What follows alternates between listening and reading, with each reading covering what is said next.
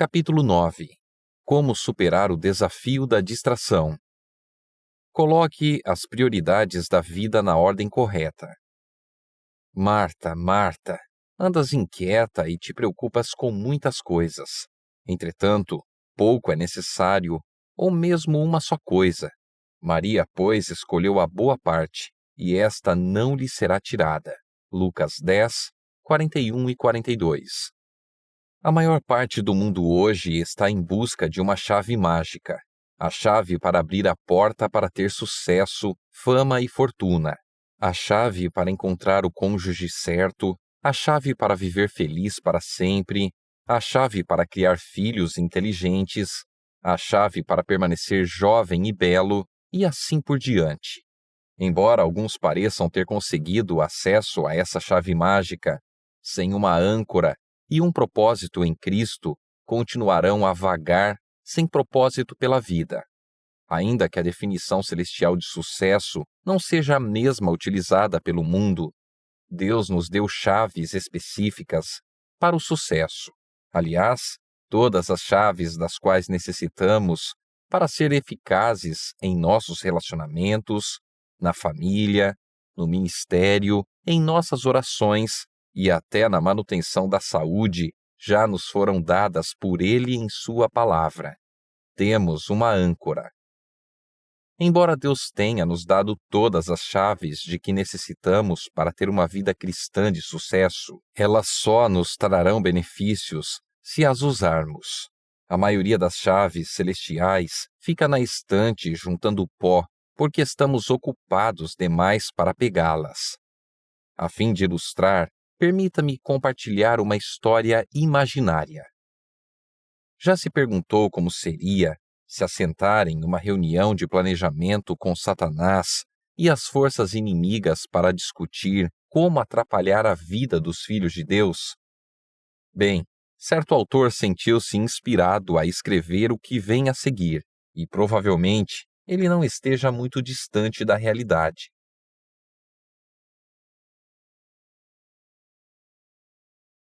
Certo dia, Satanás convocou uma reunião mundial para planejar como impedir que os cristãos tivessem uma caminhada profunda e poderosa com Cristo. A multidão ficou em silêncio quando ele se levantou para falar. Não conseguimos impedir os cristãos de ir à igreja, começou. Não conseguimos impedir que leiam a Bíblia e conheçam a verdade. Não conseguimos impedir que tenham valores conservadores, mas há algo que podemos fazer. Ele fez uma pausa. Todos escutaram com atenção. Podemos impedi-los de desenvolver uma experiência íntima e constante com Cristo. Se eles formarem esse tipo de conexão com Ele, nosso poder sobre os cristãos será quebrado. Então, os deixemos ir à igreja e ter um estilo de vida conservador, mas roubemos o tempo deles para que não consigam desenvolver essa experiência profunda com Jesus. É isto o que quero que vocês façam.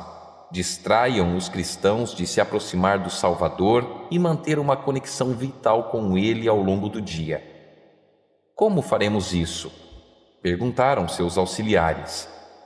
É simples, respondeu ele. É só mantê-los ocupados, ocupados e mais ocupados, mesmo que não seja com algo essencial para a vida, e inventar um sem número de esquemas para ocupar seu tempo e sua atenção. Façam com que eles gastem cada vez mais, pegando cada vez mais dinheiro emprestado. Mantenham os cristãos longe dos filhos. Convençam as esposas a trabalhar e os maridos a trabalhar 6, 7 dias por semana, de 10 a 12 horas, a fim de poder manter o padrão de vida caro. Isso vai dar muito certo. À medida que as famílias se desintegrarem, logo o lar não oferecerá mais uma fuga das pressões do trabalho, e eles trabalharão cada vez mais. Então Satanás parou um pouco. Mas aqui vem o mais importante.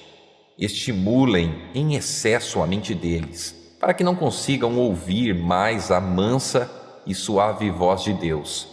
Seduzam-nos a ligar o rádio ou colocar músicas sempre que estiverem dirigindo ou relaxando. Tentem-nos a manter a televisão, o DVD, os MP3, iPods, rádios e qualquer outro tipo de barulho de distração sempre ligados em sua casa. O barulho e a atividade incessantes desordenarão a mente deles e interromperão sua união com Cristo. Encham o lar deles de revistas e jornais. Encham sua mente com notícias 24 horas por dia. Invadam os momentos no trânsito com outdoors. Inundem sua caixa de correio com correspondências não solicitadas, concursos, catálogos de compra e todo tipo de anúncio e oferta promocional, produtos e serviços gratuitos e falsas esperanças. Mantenham-nos distraídos com constantes barulhos, e-mails, mensagens de textos e telefonemas, desde o momento em que acordarem até caírem exaustos na cama à noite, até mesmo na recreação, que sejam excessivos. Não permitam que apreciem as alegrias simples da natureza. Em vez disso, mandem-nos para parques de diversão, eventos esportivos, shows e filmes. Quando se reunirem para comunhão espiritual, envolvam-nos em fofocas e conversas sem importância, para que saiam com a consciência culpada e as emoções instáveis. Não permitam que incentivem ou edifiquem uns aos outros. Mantenham aqueles que têm o talento de encorajar, especialmente ocupados e desgastados. E, acima de tudo, quando se reunirem, que não orem uns pelos outros. Se assim o escolherem, que se envolvam no ministério, mas lotem a vida deles com tantas boas causas, a ponto de não terem tempo para buscar o poder de Cristo. Logo, estarão trabalhando pela própria força, sacrificando a saúde e a unidade familiar pelo bem da causa, e seremos vitoriosos. Foi uma ótima convenção no fim das contas, e os anjos maus saíram ansiosos para cumprir sua tarefa, tentando tornar os cristãos de todos os lugares cada vez mais ocupados, correndo de um lado para o outro. Se Satanás realmente tem um plano para nos distrair, parece que ele tem obtido bastante sucesso, não é mesmo? Quando avaliamos a sociedade e o estilo de vida da maioria dos cristãos, sobretudo no mundo moderno, esta é a nossa realidade. Estamos ocupados, ocupados e mais ocupados. Satanás não se importa se nossa vida é consumida pelo ministério ou serviço a Deus, como Marta, contanto que não tenhamos tempo de nos assentar aos pés de Jesus. O inimigo não se importa tanto se saímos para ensinar, pregar e fazer a obra do Senhor, contanto que não tenhamos tempo pessoal para passar com o Senhor da obra. Afinal, se Satanás conseguir nos impedir de permanecer em Cristo, a videira verdadeira, nosso labor será inútil. Transforme o tempo com Deus em prioridade. Ao longo dos últimos anos, a vida e o ministério parecem estar consumindo cada vez mais meu tempo. O dia nunca tem horas suficiente para fazer tudo o que é necessário. Contudo, aprendi que devo transformar meu tempo de qualidade com Deus em algo não negociável em minha agenda diária, pois necessito de força e orientação divina para prosseguir com segurança. Separar tempo para devoção diária não é algo que simplesmente fazemos para marcar como dever cumprido em nossa lista de afazeres. É para que possamos conhecer nosso Salvador e Rei. Se você ama alguém, não pergunta: quanto tempo eu preciso passar com essa pessoa? Sua pergunta é: o que posso fazer para reorganizar minha vida e agenda a fim de que possamos passar ainda mais tempo juntos? Não acho que Deus queira que fiquemos vigiando o relógio, mas acredito que quanto mais o conhecemos, mais tempo queremos passar em sua presença. Alguns podem dedicar mais tempo, outros menos. O mais importante, porém, é que tenhamos tempo suficiente com Ele todos os dias para saber que Ele está conosco pronto para caminhar ao nosso lado. Ellen White escreve: Não deixem seu aposento enquanto não se sentirem fortes em Deus. Até sentir essa paz, não devemos encerrar nosso tempo com Ele. Não se trata de encaixar Deus em nossa agenda, mas de nos tornarmos disponíveis para a agenda dele. Ela escreve ainda: Muitos, mesmo nas horas de devoção, deixam de receber a bênção da comunhão real com Deus. Estão com muita pressa, com passos apressados, entram na adorável presença de Cristo e ficam ali, no lugar sagrado, talvez por um momento, mas não esperam seu conselho. Não têm tempo de ficar com o Mestre Divino. E com seus fardos, eles voltam às suas atividades. Esses trabalhadores jamais poderão alcançar o verdadeiro sucesso antes que aprendam o segredo da força. Devem separar tempo para pensar, orar e esperar de Deus a renovação da força física, mental e espiritual. Precisam da influência enobrecedora de seu espírito. Ao recebê-la, terão o ânimo de uma nova vida. O corpo exausto e o cérebro cansado receberão refrigério e o coração oprimido ganhará alívio.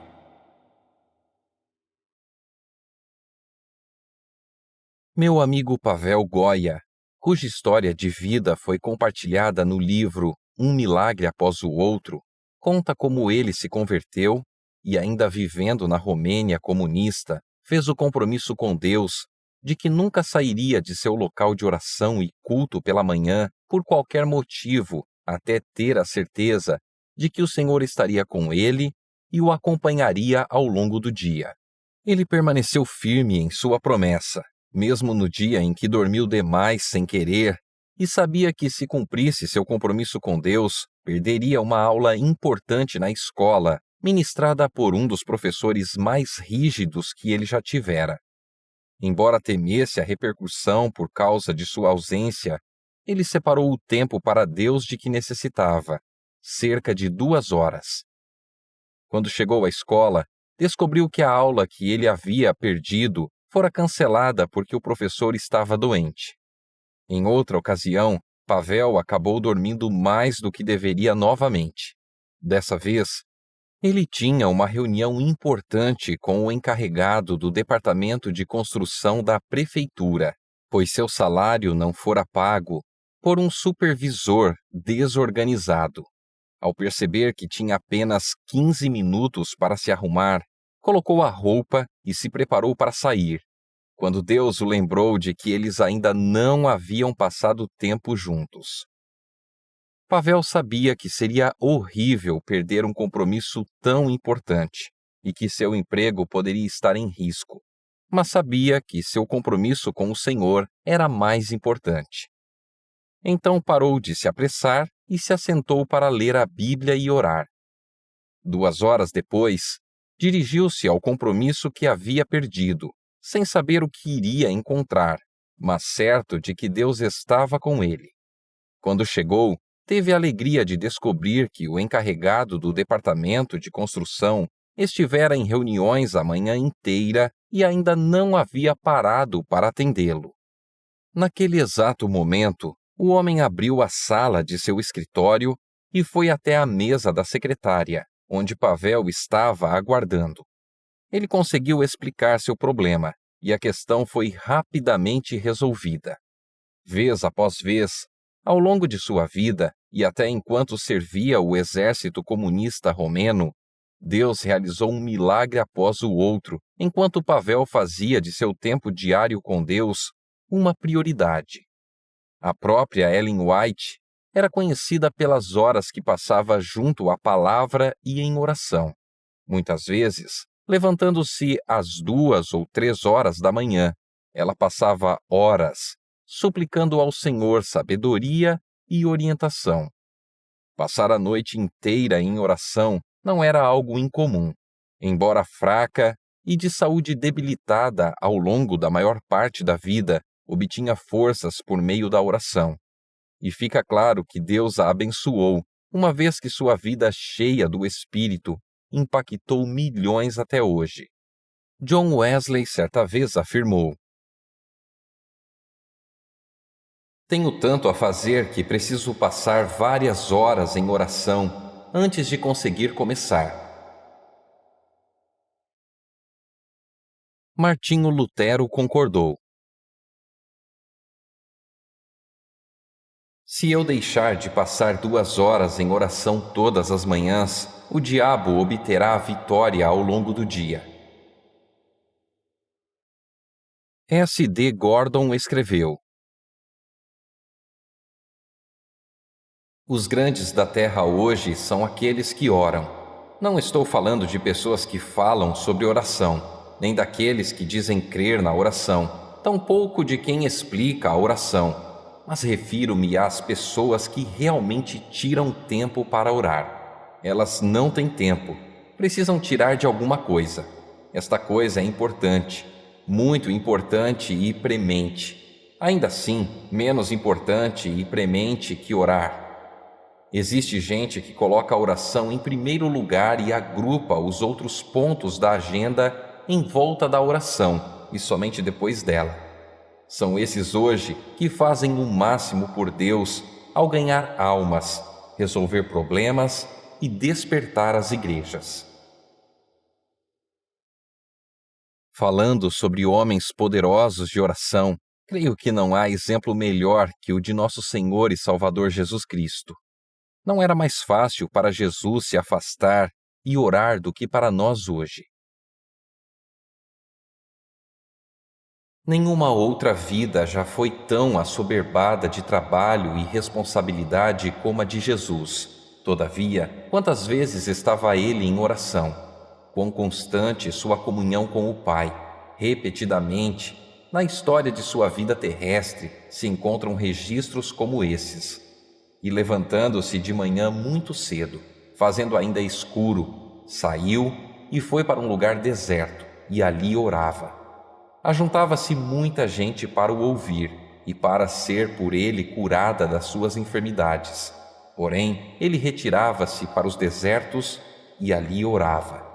E aconteceu que naqueles dias sucumbiu ao monte a orar e passou a noite em oração a Deus.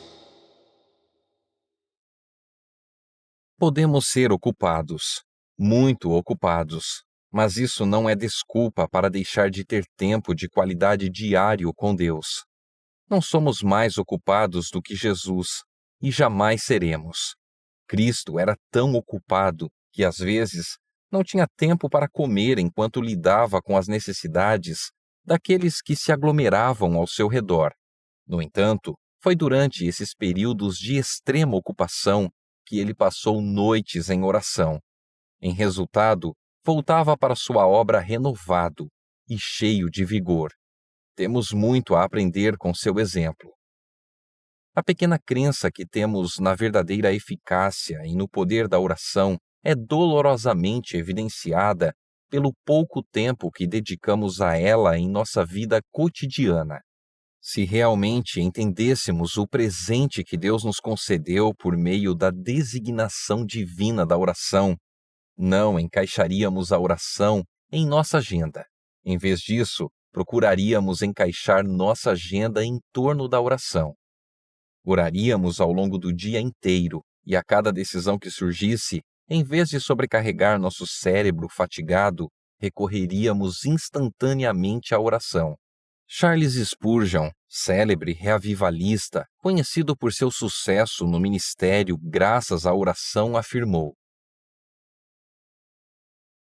"Às vezes nos achamos ocupados demais para orar. Esse é um grande erro, pois orar economiza tempo." A fim de que Deus tenha a verdadeira liberdade para trabalhar com poder em nossa vida, algo precisa mudar. E esse algo são nossas prioridades. Acha-se diante de vós o céu com suas atrações, um eterno peso de glória que podereis ganhar ou perder. Que virá a ser? Vossa vida e caráter testificarão da escolha que houverdes feito. Sinto-me tanto mais ansiosa, porque vejo tantos indiferentes quanto aos assuntos de infinita importância. Acham-se sempre ocupados aqui e ali, acerca de coisas de pouca importância, e o grande tema é deixado fora de seus pensamentos. Não tem tempo de orar, não tem tempo de vigiar, nem tempo de buscar as Escrituras. Acham-se de todo demasiado ocupados para fazer o necessário preparo para a vida futura. Não podem dedicar tempo a aperfeiçoarem caracteres cristãos e, com diligência, assegurar o título ao céu. No próximo capítulo, compartilharei dicas mais práticas acerca de como podemos reorganizar intencionalmente nossas prioridades, a fim de ter tempo com Deus todos os dias, sem distrações.